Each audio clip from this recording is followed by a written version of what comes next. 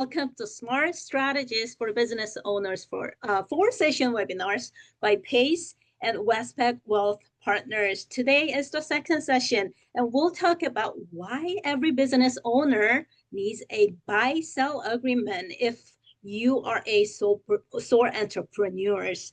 These webinars are designed to help entrepreneurs like you to make smarter decisions, avoid costly mistakes, and build lasting value. My name is Jeannie Yang, and I'm a business and loan counselor at PACE. Thank you all for joining us today. This webinar is brought to you in partnership with the City of LA Economic and Workforce Development Department, EWDD, and BusinessSource Pico-Union Westlake region, operated by PACE Business Development Center. This webinar will be recorded, and at the end of the webinar, you'll be asked to participate on our surveys. And please make sure that you complete that survey, as it's going to help us to, build future webinars in a better ways. And before we get started, let me quickly introduce, what PACE is and what we do. Pacific Asian Consortium in Employment were established in 1976, and we are a 501c nonprofit organization.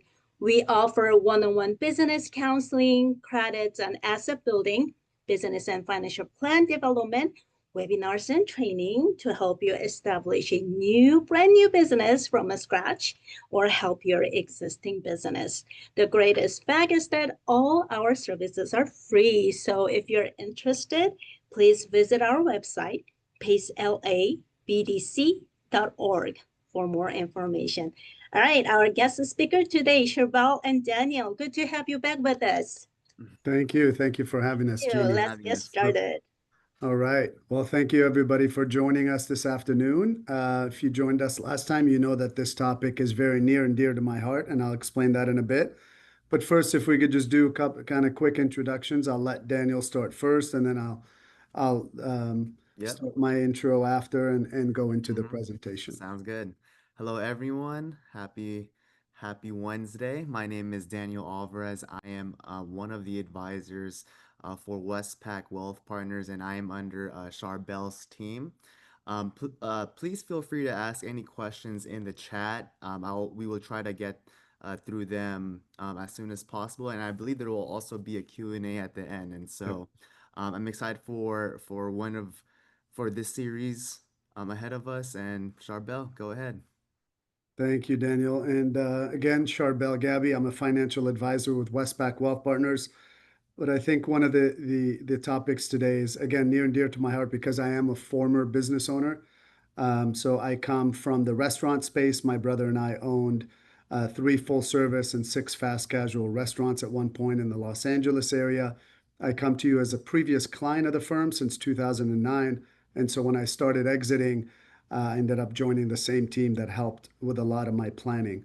And the key to planning for business owners is to have that you have such a unique dynamic having your own business, because there's that interaction between business and personal, and how do you constantly move money back and forth efficiently requires your team of advisors. It's not always a CPA question or an answer. It's not always an attorney question and answer, and it's not always a financial advisor question and answer.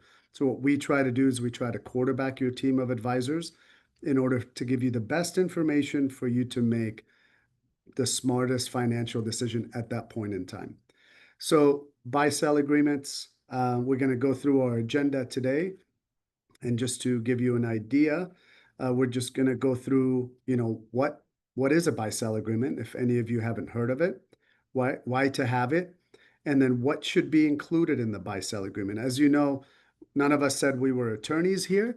So this is usually something that is drafted by a transactional business attorney, but it's extremely important that we, are able to take a look at it, because there are some things in there on the financial and tax side that should be put in there that a lot of times attorneys do not put. Also, it matters how your operation and run. So we're going to go through the different types of buy-sell agreements.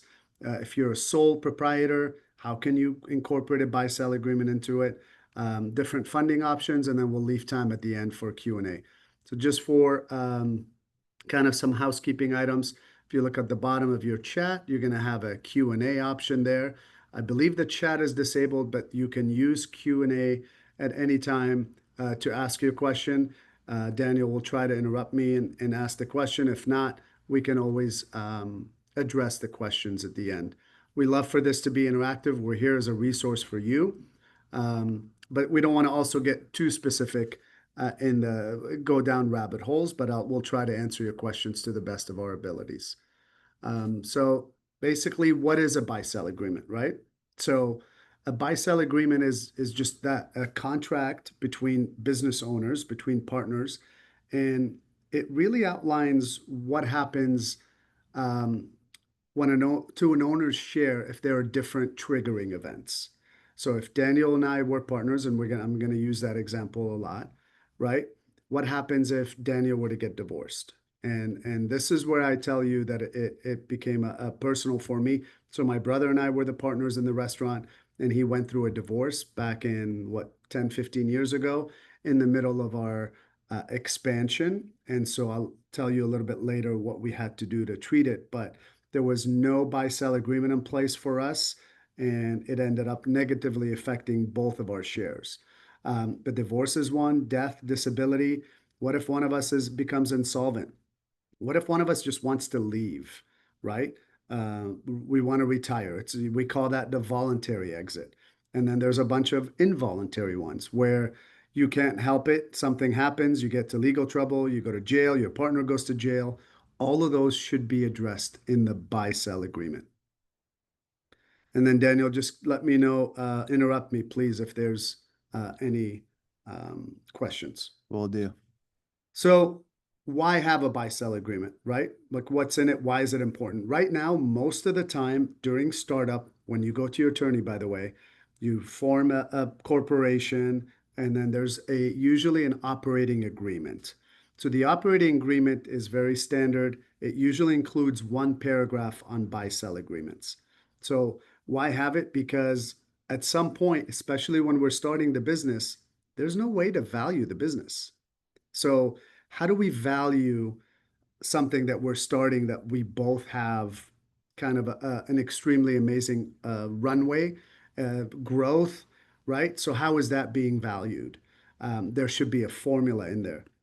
Also, what happens if there's arguments between the two owners? Daniel and I, somehow begin to disagree, right? That's why partnerships are usually 51-49%, 50-50. If there's a conflicting decision, there is no tie break vote. And then, if Daniel's married and if I'm married, then you have spouses, you have families involved. So all of that has to be addressed in the buy-sell agreement.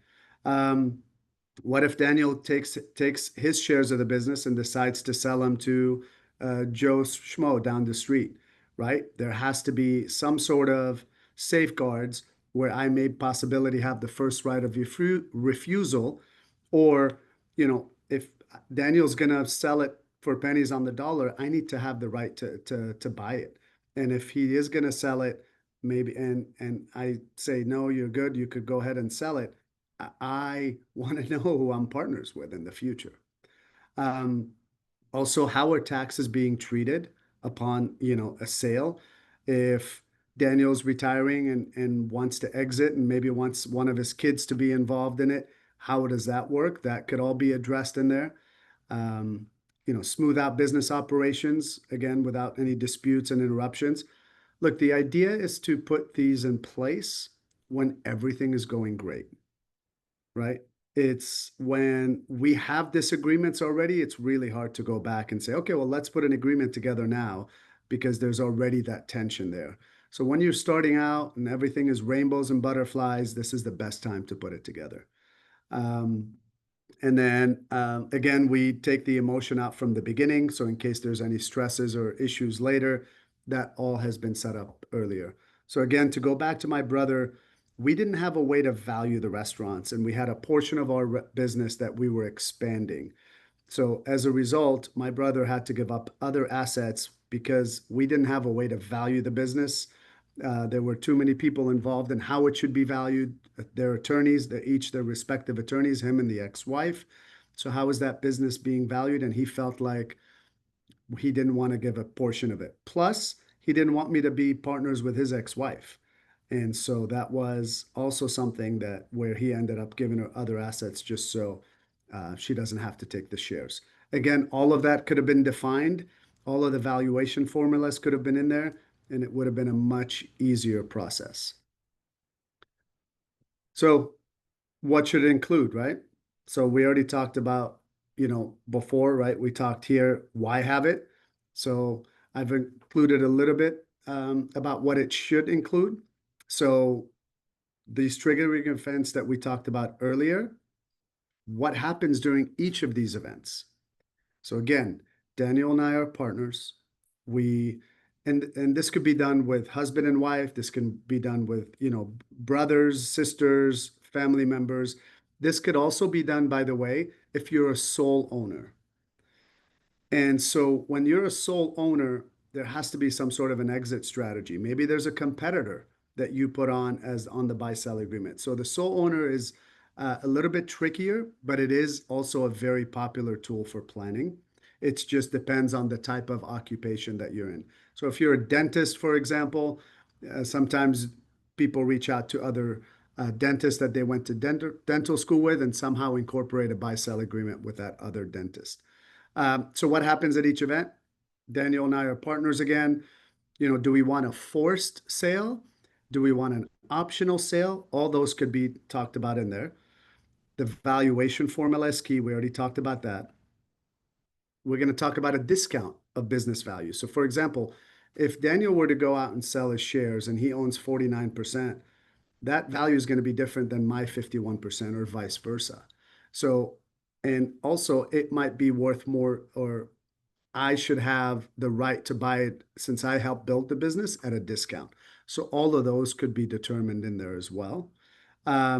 So this is important, the disability clause. So right now, if Daniel and I were both took a W-2 income and he were to get disabled, there are certain rules that allow me to pay him W-2 for only a certain amount of time. I can't continue paying him W-2 if he hasn't been working for 12 months, for example. So there has to be language put in there that allows the W-2 to continue to be paid. So something else that should be included is clause of what if he goes out and sells it without consent? We talked about that already. And then what are the tax implications of different options? So this is important because there's and we'll talk about it in the different ones, but the cross sell, the cross sell buy sell agreement, the cross purchase buy sell agreement between Daniel and I has a step up in basis, meaning if our business is worth 2 million, Daniel's half is 1 million, my half is 1 million. The buy sell agreement gets triggered. I buy his shares. Now my basis in the business is his $1 million and plus my basis. So there is a tax advantage in how those different buy-sell agreements are presented. Also, one of the most crucial points to include is how is this buy-sell agreement funded? So if Daniel owes my family, if I'm no longer around and my half was $1 million, how is Daniel paying my family $1 million? Is it over 10 years? Is it lump sum? And if it's over 10 years, well, he's going to have to pay me from the business. So what if that business then starts to struggle? Daniel's going to have a hard time paying for it, and my families might not get the money that they were promised.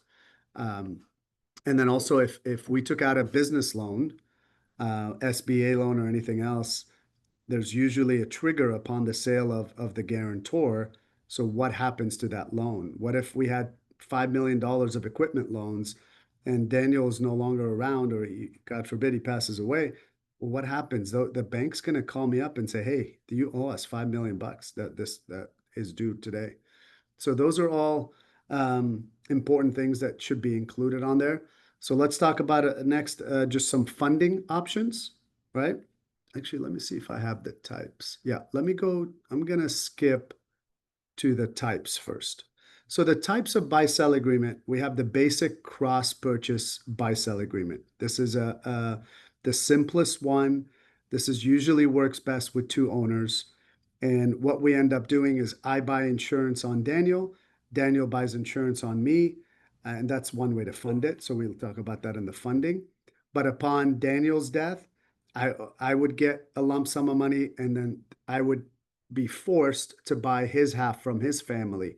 So his family gets the value of the business that Daniel built for years, and now I have the full business with a step up in basis, right?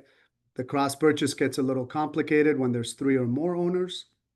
And whether if Daniel was 70 years old and I was 30 years old, my insurance that I'm paying for on him is a lot more expensive than the one he's paying on me. So that becomes an issue with multiple owners, age, health status, from a funding mechanism.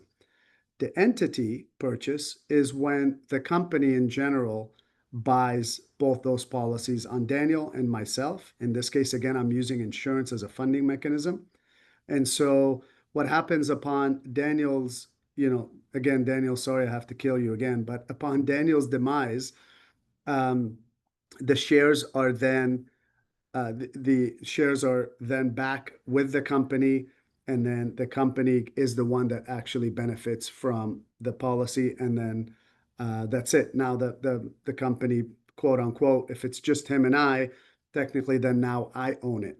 So what happens is I sometimes lose the step up in basis. So if I were to sell the next day, I wouldn't get his $1 million step up in basis. And just to give you an idea, that's about a 35 to 40% tax hit on that million. So step up in basis is pretty important in this case. There is a recent IRS ruling on an old case where it counted the entity purchase, meaning once the company is the owner of this policy, it counted the insurance proceeds as an asset to the company, which there are some plannings around that. I won't get too deep in the rabbit hole. But I do want to go back to funding real quick before we talk about special purpose LLCs and some of the planning tools around that. Daniel, any questions so far? Just wanted to interrupt you real quick. No, I don't see any questions. Okay, perfect. Thank you. All right, so how do you fund a buy-sell agreement, and what does that mean, funding? Funding means there's an obligation in there, right? So Daniel and I, again, are partners. Upon one of us exiting, whether voluntarily or involuntarily, that person has to get the business value. And so the person that's staying has a responsibility to come up with that money. And there are different ways to do it. One is obviously cash, right? If I had enough money on the side to pay for Daniel's shares, that could be done. Installment note, which is the one you see the most often in just your basic buy-sell agreements. And that's saying Daniel's gonna pay my family for the next 10 years at a certain interest rate. So the risk of that installment note, though, is that what if Daniel closes shop in 3 years? That obligation is no longer there.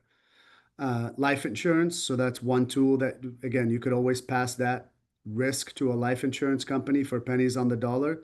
And it would depend on our health ratings. It would depend on a couple of things, but that basically triggers a lump sum amount coming in, and then you're able to do a lot more flexibility.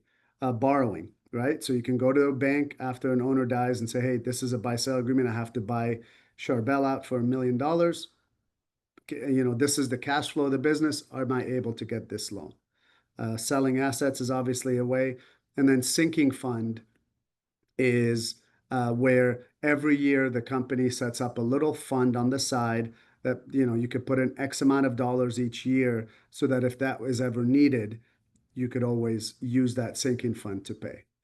So again, there's pros and cons to a lot of these. Some have more cons than others, but those are some of the funding options that we see most in buy-sell agreements.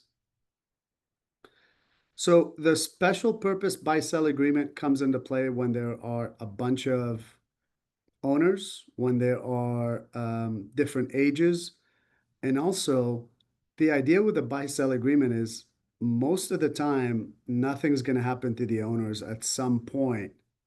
Both owners or three owners are going to retire, right? We're not always looking at worst case scenarios of divorces and deaths and disabilities, right? What if the owner's just retiring, both of them? And so the special purpose LLC allows a separate company to be formed, and that company is the one that's actually paying the premiums and is the beneficiary. And because of the taxation of that LLC, it can take advantage of the transfer taxes upon somebody's demise. But at the end of the day, if they both retire, they actually both get to, they're both owners were paying for their own policies. And so upon retirement, they're getting two policies or they're splitting that money evenly because ideally the odds are both owners are just going to retire into the sunset. And that is one of the planning tools that we use around buy sell agreements. So that we call that a special purpose LLC. The unilateral is kind of another section of its own. It should have been just a bullet point instead of a dash. And that is the sole owner, right? I own a business. I'm 100% owner of the business. The business depends on me and me going to work every day. What happens to the value of the business when I am no longer around? So there are definite planning opportunities around that. To give you an example, I have a business that's worth $1 million. Excuse me, let me grab some water. So I have a business that's worth $1 million, and I take $100,000 a year out of that business. From the $100,000 a year that comes into my family every year, that's an insurable number, meaning I can go out to an insurance company and buy insurance so that if anything ever happens to me, they basically replace the 100,000 that I'm going to make over the next 10, 20, 30 years, however old I am. The $1 million value of the business, that's something that's very difficult to recover in a unilateral situation. If I'm the sole owner, there's really nobody to sell the business to, right? If my spouse is going to take care of the business, do we have a succession plan that will give her those rights, right? That's going to be treated on another webinar. But what do we do with the $1 million value that I've kind of grown the business to be? What we don't want is we don't want that to just fizzle down if something were to happen to me and my spouse loses out on $1 million. So how is the planning done around that? Depends on the industry, depends on the operations of the business, but that could also be done to take advantage and be able to allow my family to still benefit as if I was still here. I think that should be right at a little less than 30 minutes, but I did want just to walk through a couple of different scenarios before. But Daniel, just one more. Actually, let me pull up the chat window because I could see it now on my side. Okay. All right. So to give you a scenario, we had a client. Oh, thanks, Daniel. This way I could actually be talking to somebody here. So one of the scenarios is actually, if I can go back, Jeannie, I know that do you usually stop the recording for the Q&As? I continue the Okay, you continue all the way through. throughout the session. Okay. Yes. Okay, no worries, no worries. I won't get too specific. But again, so we had a scenario with a transportation company, for example, where the husband is the 100% owner of the company, and has a pretty decent valuation, and he's very involved in the business. So he was able to approach a competitor that he's grown to be friends with over the last few years, and basically he ended up purchasing a policy where the competitor would receive the funds and then basically pay the wife out in case something happens, right? Because we're looking at worst case scenario. So his wife would have received the $20 million value of the business. How you value the business is also important, right? We can do informal business valuations to just kind of get an idea of what the business is worth. And once you have that valuation, there are many things you can do with it. So the buy-sell agreement is one, and then the estate planning is another, and also the business succession planning. What I mean by business succession planning is if Daniel and I were partners and something were to happen, let's say, I'll take it back. Let's say I'm a sole owner of a business and something were to happen to me. The bank is not going to talk to my spouse about business accounts because her name is not on any of these accounts. So there has to be some sort of succession done so that business can continue. Even if she has the ability to run it, by the time the courts give her access to run it, it might not be there anymore. So these are extremely important cases also with business succession planning. Um, Jeannie, did you have a question? I thought Yeah, to have the planning, do I have to consult it with my lawyers, tax preparer? Is there any yeah, particular so that's a ways? good question. So ideally, what we do when we're talking with business owners is we set up the balance sheet, both on the business and personal side, and then we try to provide them with a complimentary informal business valuation. And then we'll take a look, we'll have our team take a look at their legal documents. One of the advantages of us doing that is attorneys are charging a lot per hour, right? So going back and forth and redlining it can cost the person a lot. So we'll take a look at the operating agreement. We'll see if there's anything that could be inserted there, and then we'll have them go back to their attorney because at the end of the day, we're not attorneys. But we've seen enough of these, we funded enough of these to know some of the things to look for. Like the attorney would not have known about the disability for the W-2 because there is a law, I believe it's a federal or state law that you know, does not allow me to pay somebody W-2 unless they're actually doing a certain job. And so those things we want to make sure that they're inserted. And like we had talked on the last session, the most important thing is making sure that you get the pros and cons of a decision from both the legal, the tax, and the financial sides. Because one advice in one department could be extremely counterproductive and to another if like a tax advice could be a great tax advice, but horrendous legal decision if they were to make that. So it's important for the business owner to know all the pros and cons for that. Mhm. Charbel, I do have a question for you for the audience. Yeah. So I know you use I know you use the example of having a business partner, and I know in that example you're always killing me off. But just for the audience, does it always have to be a business partner? Like, can it be solo for buy-sell Yeah. agreements? Like, what would be So the yeah, so it doesn't have to be a business partner. You're basically providing or establishing a document, a legal document that says and describes what's going to happen to your shares in case of any of these triggers that we talked about, right?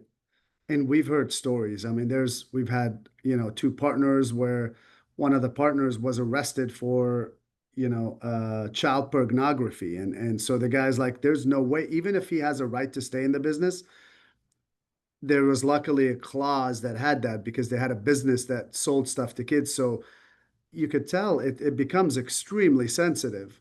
That person cannot even be affiliated with the company or else that business is going to tank. So there are ways to protect yourself against that. And then the idea is when we sit with brothers, because a lot of times you have, friends starting a business or brothers starting or siblings starting a business.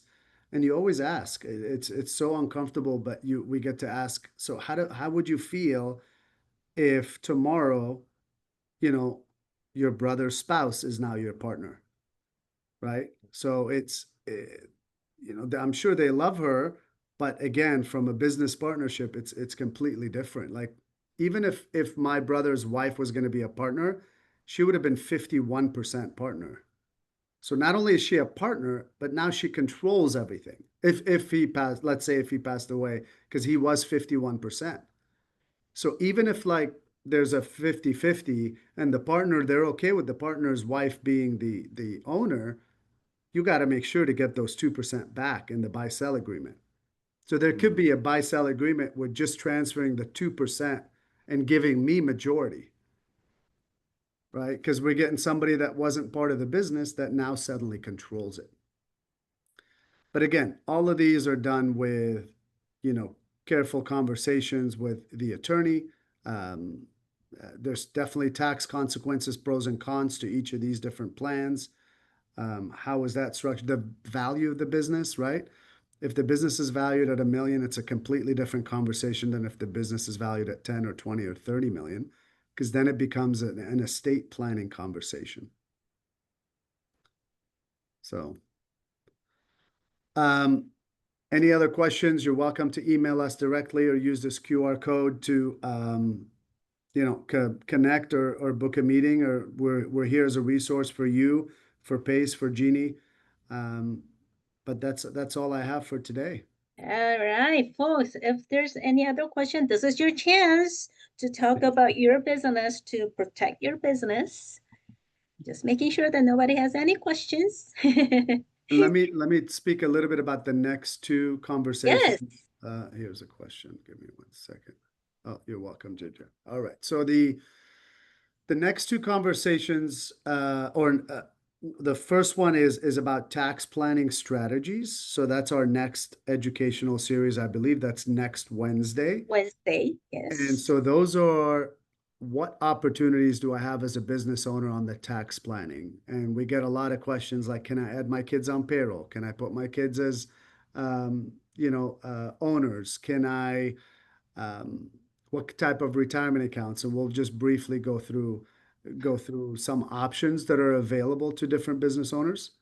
And then the one after that is protection of the business and different things to do as you're growing your business, some of the things to consider.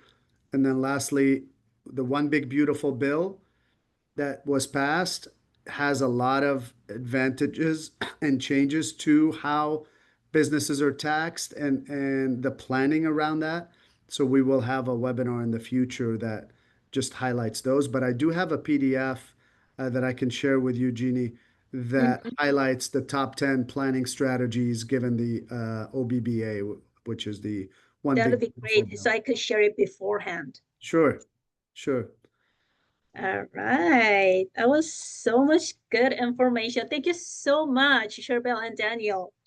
Thank you for having us. Thank Of you. everyone here today also had a great learning time.